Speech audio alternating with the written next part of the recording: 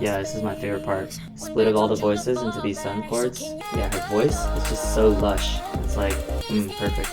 This is how I flipped Kehlani's Folded Part 2. Today we're going to talk about the mids. So for the mids, obviously the main thing here is Kehlani's vocal. And so that's all we put. Just kidding. But of course her voice is the star of the show. So if you take a look at the track, I include bass vocal, pitched up a little bit. I have this octave up one, add a little bit of texture. And then I do these other vocal chops to bring out different elements of the song. For example, I have this format shifted chipmunky one.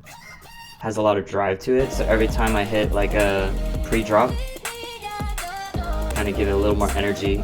And then my favorite part is these additional vocal chops that I do to add a little bit more harmony. I split up the vocal and pitched it various pitches to form different chords. So if you listen to the track here, it's hitting those 7 chords. And one extra detail that I added here is I change up the automation. Here you can see I drive the formant a little differently across different sections of the chorus. That's just to add different textures. Makes it feel like, oh, something's a little different.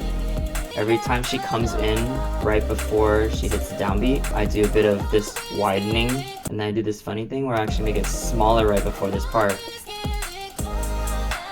so that the triplet section, when it comes back, sounds really big.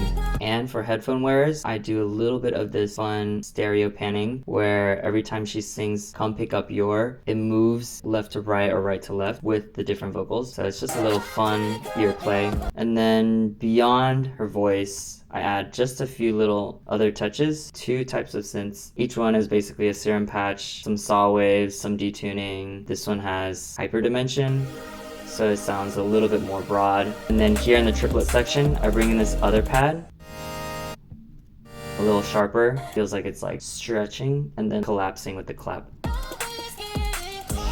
Clap.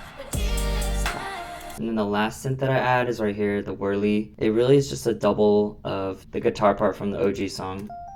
So it's probably something you already recognize. I bring it in a little early in the start of the track just to add some anticipation and some recognition of the song coming in. But you can hear that I also include the original instrumentation, so DK's like guitar part and also kind of like vinyl record. And the last little detail that I really enjoyed is how the guitar part sometimes matches her voice. I kind of highlight that a little bit here, and it's a really special moment.